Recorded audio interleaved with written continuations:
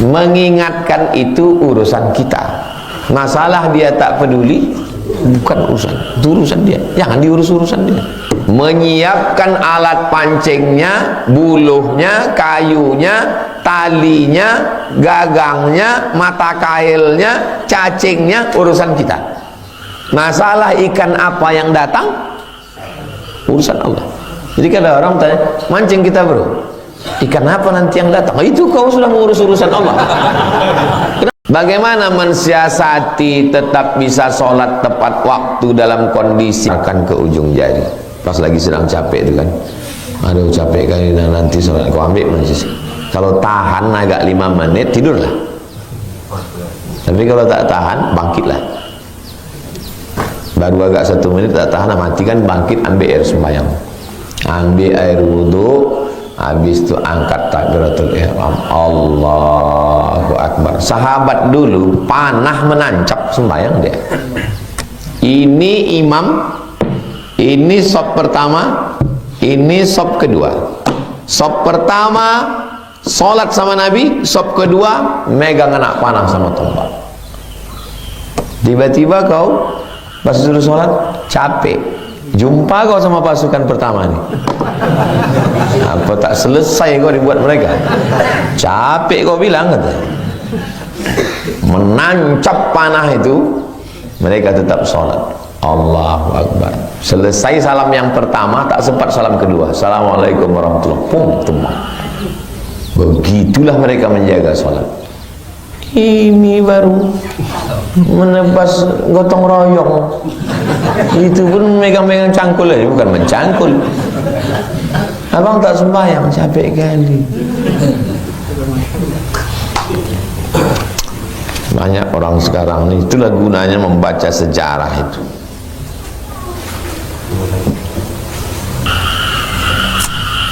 Yang dimaksud memutus tali silaturahim itu apa? La yahillu li muslimin ayyahjura akhahu fawqa thalathin.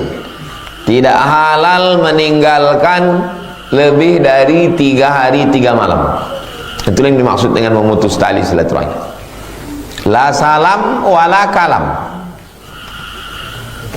Saya udah tidak WA dia Pak Ustaz, udah sebulan udah berkelahi kalian. Tidak, itu bukan putus silaturahim. Mendiamkan, meninggalkan, itu putus tali silaturahim. Saya Pak Ustaz kalau jumpa tetap assalamualaikum, tetap salaman, tapi kalau untuk ngobrol sama dia tak mau, karena nanti kalau bercerita sama dia pasti diceritakannya orang lain. Bagus, itu bukan putus tali silaturahim, itu namanya genting tapi tak putus. Hubungan kita dengan orang-orang jahat genting tapi tak putus. Datang, salam, say hello, kebetulan ada yang mau dikasih kue, air minum, dah. Habis itu, mohon maaf ya, aku ada pula acara nih, sibuk pula. Karena kalau duduk sama dia situ, berdosa kita. Kalau ada orang yang suka menceritakan aib orang lain ke kita, ingatlah, pas kita tak ada, kita lah yang diceritakannya ke orang. Nah, memang ada model orang mulutnya begitu. 2. Banyak orang rajin sholat, banyak ibadah, sudah haji, tapi putus silaturahim dengan tetangga dan saudara. Jangan terlalu rapat, jangan terlalu longgar. Ini kalau sudah rapat macam lepat sama daun. Macam mana lepat sama daun? Tak bisa dipisahkan, rupanya kurang santan. Lepek bugi itu kalau dia cukup santannya bisa dipisahkan, berminyak dia. Tapi kalau melokeknya itu kurang santan. Tapi kalau sudah berkelahi, saya berapa tahun saya masuk ke Rimbo Panjang ini 2017, tapi baru menetap di sini 2021. Carilah sepanjang nih, tak ada saya berkelahi, tak ada berkelahi semua. Kenapa tak berkelahi? Karena tidak terlalu rapat. Nah, kalau terlalu rapat begitu begini, ujung-ujungnya berkelahi. Jumpa selo, assalamualaikum Ustaz, waalaikumsalam. Ten kata kelasar dia, ten pula kata awal. Kan terlalu rapat berkelahi ujung-ujung. Kau kenapa nggak payah kali akrab sama kau? Aku takut berkelahi sama kau. Jangan putus silaturahim. Jangan berkelahi sama tetangga. Tidak ada untungnya. Berkelahi sama tetangga itu tak ada untungnya. Menang jadi arang, kalah jadi abu. Berkelahi lagi kita sama dia, kita perkarakan dia sampai ke pengadilan, menang kita. Hebat kali rupanya kita. Apa kata orang? Itulah yang dulu memperkarakan tetangganya. Bukan hebat kita. Tapi kalau bisa kita melawan Israel, itu baru hebat. Sudah berusaha kita ingatkan, tapi dia tak peduli. Mengingatkan itu urusan kita. Masalah dia tak peduli, bukan urusan, itu urusan dia. Jangan diurus urusan dia. Menyiapkan alat pancingnya, buluhnya, kayunya, talinya, gagangnya, mata kailnya, cacingnya, urusan kita. Masalah ikan apa yang datang, urusan Allah. Jadi kalau orang tanya, mancing kita bro, ikan apa nanti yang datang? Itu kau sudah mengurus urusan Allah. Kenapa kau urus urusan Allah? Tapi dia tak peduli. Bagaimana menyadarkannya? Teruslah, sadarkan dia terus. Pakai cakap, pakai video, pakai share, pakai meme, pakai undang ustad. Sampai kapan bos? Sampai dia mati. Mati dia, baru kau ucapkan alhamdulillah. Mati saudara kau yang kau ingatkan itu alhamdulillah. Innalillah. Berarti berhenti tugas. Nabi mengingatkan Abu Thalib itu sampai kapan? Sampai sakaratul maut. Sini Nabi, sini Abu Jahal, Abu Lahab. Kata Nabi, la ilaha illallah. Kata Nabi. Apa kata Abu Jahal, Abu Lahab? Atarghabu an millati. Apakah kau atarghabu an millati Abdul Muttalib? Apakah engkau tinggalkan agama nenek moyang kita? Belaga. Itu maka jangan kasih orang jahat dekat sakratul maut. Karena dia mengganggu di situ. Jangan kasih orang jahat dekat sakratul maut. Makanya yang dekat sakratul maut itu anak, menantu yang baik-baik. Kalau ada menantu jahat, halau juga dia di situ. Mengganggu aja, merusak. Kalau mau baca Yasin, kalau mau berzikir. Karena dia mengganggu. Abu Thalib itu diganggu. Nabi bilang la ilaha atarghabu an millati Abdul Muttalib. Bersyairlah Abu Thalib sebelum mati. Laqad alimtu anna dina Muhammadin khaira adyanil bariyah laulal malamah wa hidharil masabbah lawajadtani samhan lidzalika ad-dini mubayyina. Laqad alimtu anna dina Muhammadin khaira adyanil bariyah. Aku tahu bahwa agama Muhammad ini agama yang paling bagus. Laulal malamah, kalaulah bukan karena takut dicaci maki orang-orang ini. Wahidharil masabbah, kalaulah bukan karena takut disumpah serapah orang-orang ini. Lawajadtani samhan lidzalika ad-dini mubayyina. Pastilah kau dapati aku berlapang dada menerima agama ini. Gara-gara syair inilah sebagian umat Islam ada yang mengatakan Abu Thalib itu Islam. Tapi dia tak bersyahadat. Sedangkan ahlu sunnah mensyaratkan syahadat Islam 3. At-tasdiqu bil qalbi wal iqraru bil lisani. Asyhadu an la ilaha illallah wa asyhadu anna Muhammadan Rasulullah. Disitulah mahallun niza'. Konfliknya itu di situ. Karena secara mustahil dia tak percaya kepada Muhammad SAW. Orang dari kecil dia jaga, dia yang membawa berdagang, dia yang menyaksikan wahyu itu turun. Cuman ya itu takut dia dicaci maki. Bolehkah sholat tahiyatul musalla? Tanah ini tanah wakaf. Ini kan tanah ini tanah wakaf. Dan di sini didirikan sholat 5 waktu: subuh, zuhur, asar, maghrib, isya. Maka ini hukumnya sama dengan hukum masjid, tapi tidak ada sholat Jumat. Kalau ada sholat Jumat namanya masjid jami. Maka masuk ke sini tetap sholat sunat tahiyatul masjid, usolli sunatan tahiyatul masjid. Kantor-kantor dinas yang ada di Sudirman itu masjid atau musola? Tanahnya bukan tanah wakaf, karena tanah itu tanah dinas. Dan sholatnya pun cuman ada zuhur sama asar, maghrib, isya, subuh tak ada. Maka itu bukan masjid, tidak bisa sebagai tempat iktikaf, dan dia bukan, tak ada tahiyatul masjid di dalam. Tanahnya tanah wakaf, ada sholat 5 waktu, masjid. Walaupun orang kampung menyebutnya surau, langgar, musola, tapi tetap tahiyatul masjid. Boleh iktikaf, perempuan haid tak boleh masuk, orang junub tak boleh masuk, berlaku hukum masjid. Tanahnya tak tanah wakaf, hanya ada sholat 2 waktu, bukan masjid, tidak ada tahiyatul masjid, tidak bisa iktikaf. Begitu.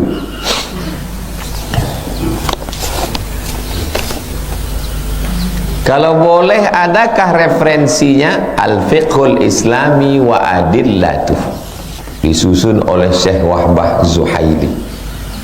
Fikih Islam lengkap multi mazhab Hanafi, Maliki, Syafi'i, Hambali, Ibnu Abi Layla, Sufyan Ats-Tsauri, Sufyan Ibnu Uyainah, Al-Auza'i, Imam Ja'far Shadiq, lengkap, terlengkap, disusun oleh almarhum Profesor Dr. Syekh Wahbah Zuhaili, orang Suriah, Damaskus, alumni Al-Azhar, Kairo, Mesir. Sudah ada terjemah bahasa Indonesia. Bagaimana cara membedakan antara fakir dengan miskin? Janda tua, laki tak ada, anak tak ada, hidup sebatang kara, tak ada pemasukan sama sekali, fakir. Ada laundry kecil-kecilan, menyetrikakan baju orang, kebutuhan standar Pekanbaru 2 juta misal, dia cuma dapat 500.000, miskin. Tak ada income sama sekali, fakir. Ada income tapi tak cukup, miskin. Banyak pemasukan tapi tak cukup-cukup, tamak. Coba tengok dalam surat Al-Kahfi. Ammas safinatu fakanat limasakin ya'maluna fil bahri fa'aradtu an a'ibaha wa kana wara'ahum malikun ya'khudhu kulla safinatin ghasba. Adapun perahu itu milik orang miskin. Orang miskin kok punya perahu? Karena pemasukannya tak mencukupi kebutuhan. Perahunya bagus, tapi mereka ramai-ramai, pas dibagi-bagi tak cukup, miskin. Sebab di daerah saya, ketika pembagian zakat fitrah, fakir miskin lebih banyak mendapatkan bagian.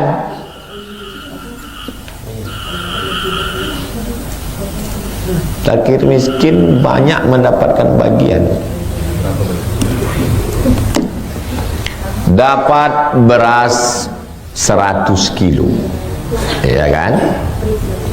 100 kilo. Fakir 10 orang, miskin 10 orang, amil 2 orang, fisabilillah 10 orang. 10, 10, 2, 10, 32. Kalau dibagi per asnaf, fakir, miskin, amil, fisabilillah, bagi per asnaf. Tadi berapa kilo? 100 kilo. 25, 25, 25, 25. Siapa yang untung? Amil. Berdua orang sudah dapat 25. Orang ini udah miskin. Berapa orang yang dapat? Kalau model sikit. Oh, kalau gitu bagi per kepala. bagi per kepala 10, 10, 10, 2 32. 100 kilo bagi 32. Siapa yang paling melarat? Amil. Mak, berhentilah aku jadi amil, kata dia. Per kepala tak bisa, per asnaf pun tak bisa. Jadi kalau model pembagian kecil begini, bukan per asnaf, bukan per kepala. Duduk alim ulama, cerdik pandai, nenek mama, tokoh masyarakat memusyawarahkan ini. Amil ini cocoknya berapa dia dapat? Dia tukang kutip, tukang timbang, tukang ngitung. Oh, ini cocoknya segini. Tukang bagi, distributor, mengantarkan pula lagi ke rumah orang. Orang itu tak di rumah, menyimpankannya pula lagi di rumah dia. Nah, ini tak bisa juga bagi per kepala. Karena kalau bagi ke per kepala, ini bapak ini cuma berdua di rumah, dia sama bininya. Berarti 2 kepala. Yang ini memang dia miskin, tapi anaknya 10. Untunglah dia banyak kepala anaknya. Tak bisa begitu. Yang bisa model asnaf itu kalau lembaga-lembaga besar, Basnas itu bisa. Tapi kalau pembagian masjid dapat 100 kilo mau kalian bagi per asnaf, mengamuk orang nikah amil. Innalillah amil tuh. Itu diputuskan berdasarkan musyawarah.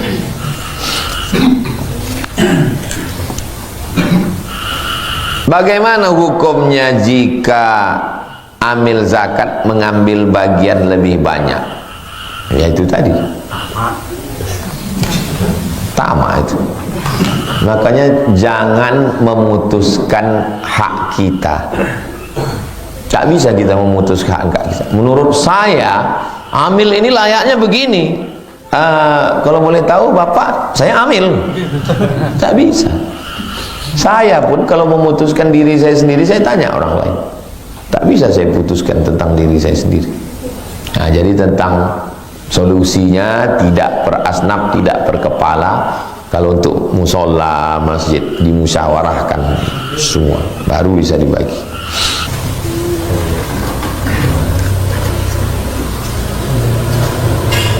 Apakah gadai dibolehkan? Mencari hukum gadai dalam fikih namanya kitab Ar-Rahnu.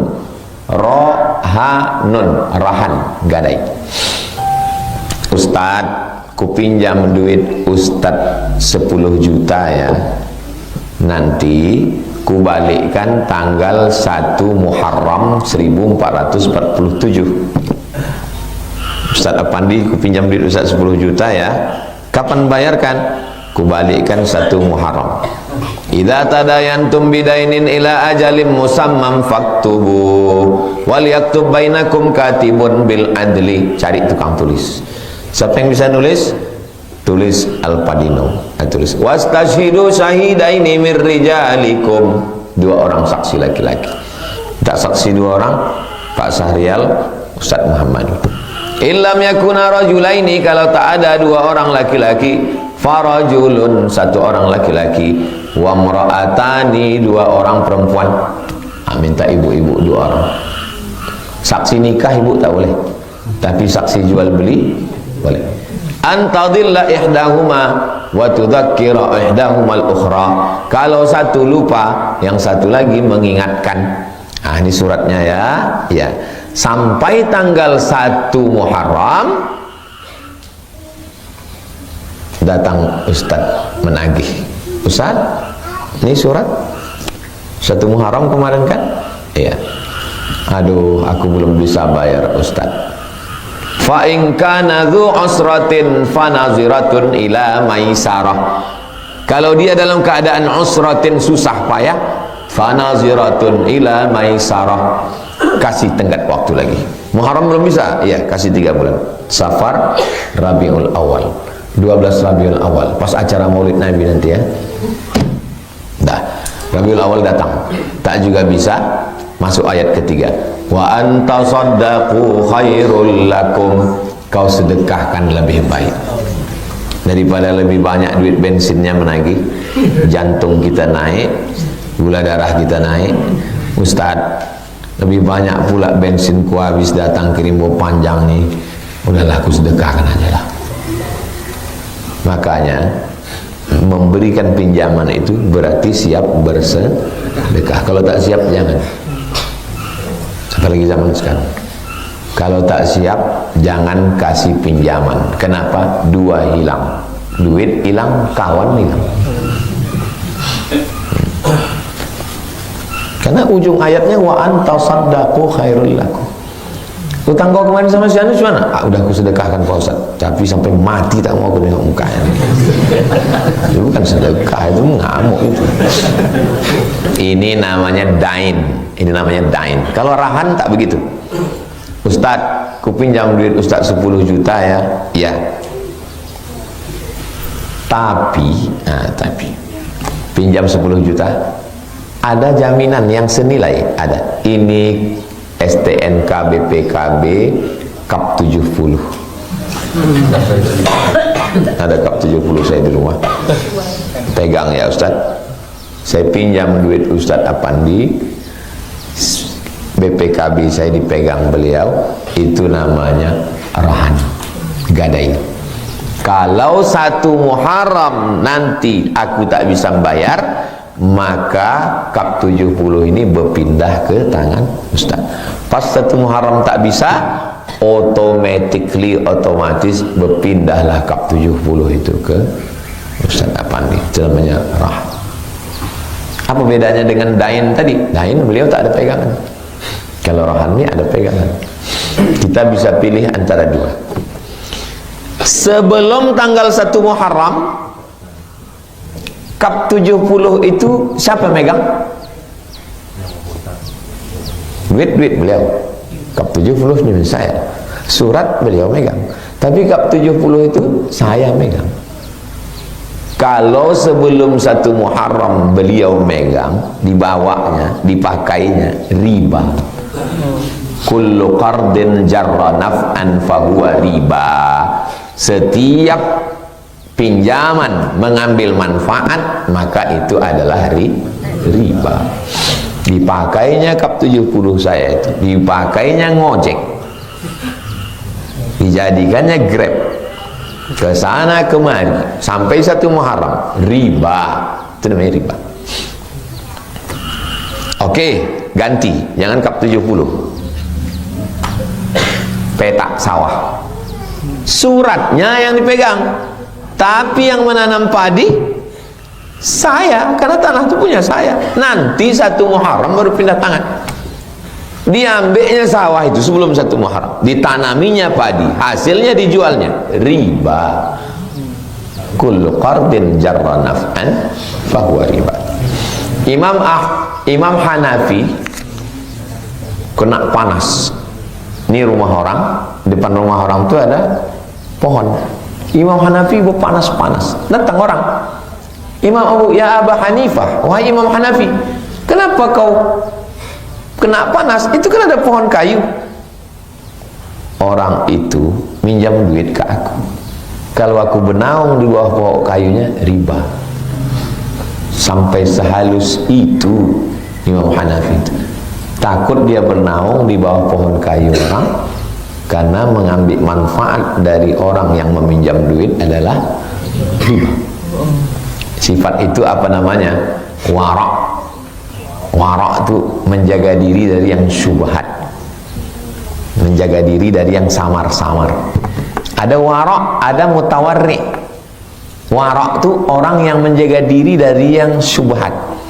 Kalau mutawarri, pura-pura warak. Ada satu majelis ilmu. Jadi di majelis ilmu ini orang-orang warak semua, orang warak yang takut menengok, menunduk. Jadi kalau ada di majelis ilmu menunduk aja, itu orang warak itu. Menunduk warak. Jadi ada satu di situ mutawarri orang yang mewarak-warakkan diri, pura-pura warak.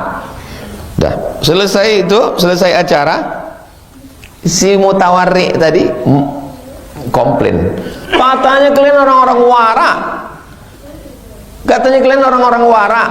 Tadi yang menuangkan air minum itu perempuan ternyata. Masa kalian laki-laki yang menuangkan air itu perempuan? Katanya kalian orang warak. Baru diangkat orang itu kepala. Kami udah puluhan tahun di sini, baru inilah kami tahu rupanya yang menuangkan itu perempuan. Paham itu? Orang itu tak tahu kalau itu yang menuang, tapi yang pura-pura warak itu hidupnya. Kami udah puluh tahun ngaji sini, tak tahu kami kalau yang menuangkan itu perempuan. Jadi sekarang ini banyak bukan warak, mutawarrik.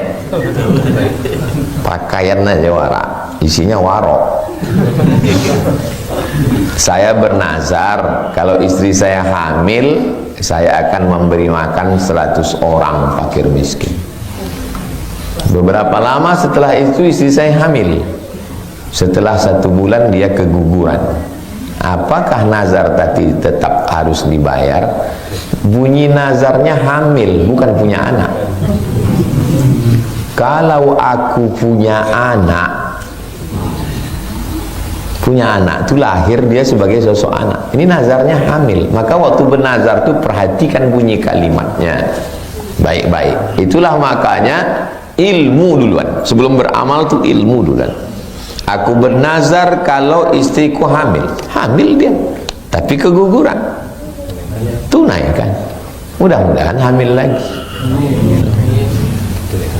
Kalau istriku hamil, tak disebutnya istri yang mana. Bisa jadi bukan yang itu, yang satu lagi.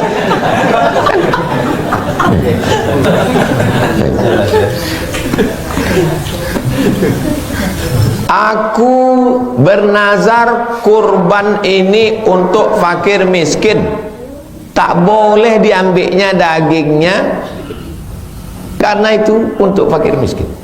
Aku bernazar nanti kalau anakku lulus akan ku sembelih kambing ini untuk fakir miskin, tak boleh dipotong di rumah, anak bini tak boleh makan, karena untuk fakir miskin. Tapi kalau kata dia, ku potong ayam ini untuk nazar ku makan bersama, yang tak miskin pun boleh. Makanya jangan kalau ada orang nazar datang kita diundangnya makan, tanya dulu bunyi nazar kau ini cemana. Jangan sampai udah kita makan baru dia bilang untuk fakir miskin, Pak Sohong ganti. Udahlah jarang-jarang makan ayam, sekali makan ayam bermasalah.